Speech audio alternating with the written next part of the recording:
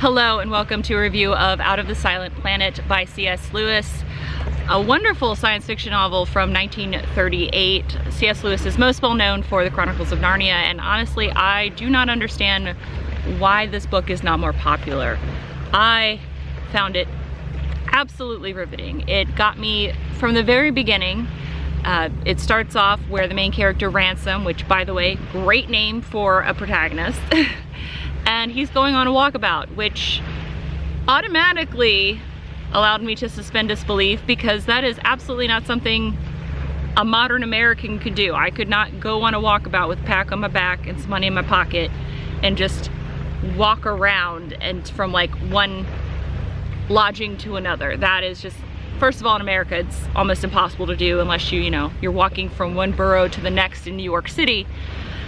But it also just kind of shows a little bit of the time period. And what happens is that Ransom is on this walkabout and he runs into this woman who's in duress, and her son hasn't come home yet, so he goes off to the manor house that her son is supposed to be working at and finds him and sends him back to his mother, and ends up having dinner at the manor house because one of the inhabitants of the house is actually one of his colleagues, and there are now children.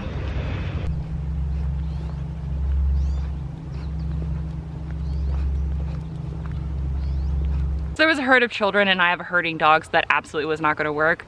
Sorry for the continuity issues. When Ransom gets to the house, he sends the son back to the mother, and he encounters the two inhabitants of the manor, and one of the inhabitants is a colleague of his, another professor. Both of them have their doctorates, and they have a nice light evening of respite because, it was too late in the evening for Ransom to get to the next town and thus the next inn, and so they offer to host Ransom at the manor. They have a nice evening and a couple of drinks, and what do you know, the drinks are drugged. So they end up kidnapping Ransom and putting him on the spaceship, and they go off to the planet Malacandra. And I have to say, C.S. Lewis has an absolutely beautiful command of the English language. It not only the description of what a spaceship could be and what space travel could be in the 1930s based on their technology. It was such a romantic experience reading that journey through space. And then when they get to the planet, hijinks ensue, and just the absolute beauty and strangeness that C.S. Lewis describes not only the planet Malacandra, but also the inhabitants of Malacandra. There are Sorns, which are these tall, lanky, elongated humanoid beings because Malacandra has less gravity, so they're taller. There's also the Rasa, which are otter-like beings, large otter-like beings like the size of bears. And then there's like a smaller frog-like being as well that has a P name that I can't remember.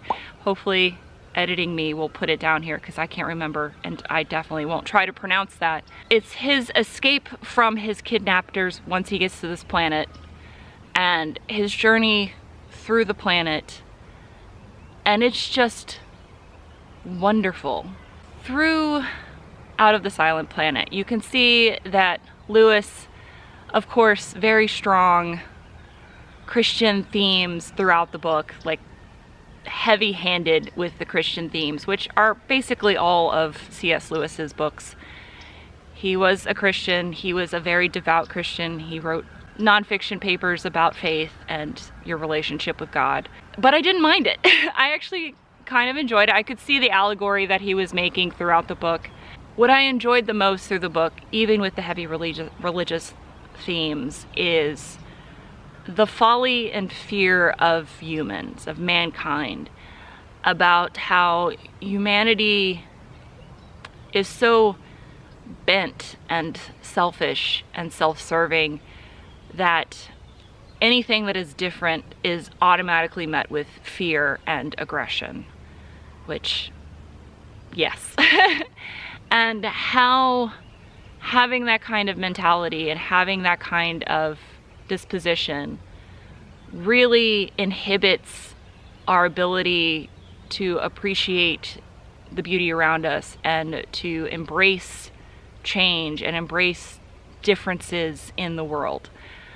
And how much nicer of a society we would have if that was not humanity's first reaction to something new and different. Of course, when he's making this, he's saying that if you embrace God, the one true God, then you will be connected again and not have that disposition, which I very much strongly disagree with, but it's a very altruistic look on life.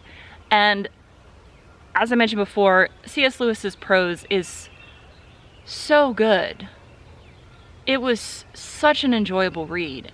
The only reason I can think of that Out of the Silent Planet and that trilogy is not as popular, if not more popular, than the Chronicles of Narnia is due to the fact that the Chronicles of Narnia is meant for children and the Space Trilogy is meant for adults. And I guess we as adults just don't have the time to read. Maybe now for modern readers, because of the fact that most of the time when we think of C.S. Lewis, we literally only think of Narnia. It's just Narnia. That the Space Trilogy from Lewis is also going to be juvenile, is also going to be YA. And so we skip it, especially, you know, when you look at the size. The first book, Out of the Silent Planet, is very thin. Of course, the second book is a little bit bigger, and then the third book is much more like adult-sized novel. And it just gets forgotten. And I love it, and I definitely want to read the other two books.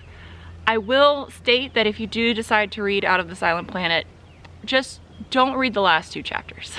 I would have scored this like a 4.5 if the last two chapters in the book just didn't exist. They just didn't need to exist, in my personal opinion. If you do decide to read them, you'll understand why, but you will. It just would have been it's a much better book if you just left those two out. And having those two last chapters really makes me wonder, how in the world are you gonna write a second and third book?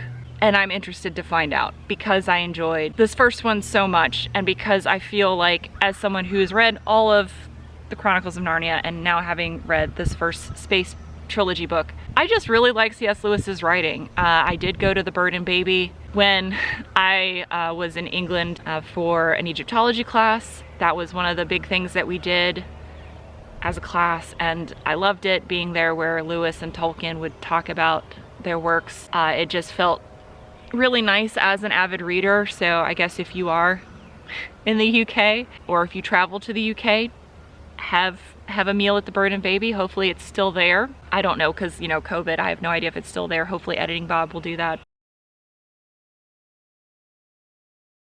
I cannot recommend this enough. If you enjoyed the Chronicles of Narnia as a child and you are an avid space reader, even if you're not an SF reader, if you're more of a fantasy reader, I still think you're gonna enjoy this, especially if you like, you know, steampunk and the romanticism of that. It just was a super enjoyable read. I really, really liked it, and I highly recommend it, and I'm gonna read the rest of them. And I will leave a link down below if you want to pick it up off Amazon. It's pretty easy to find off Amazon if you haven't found it in the wild.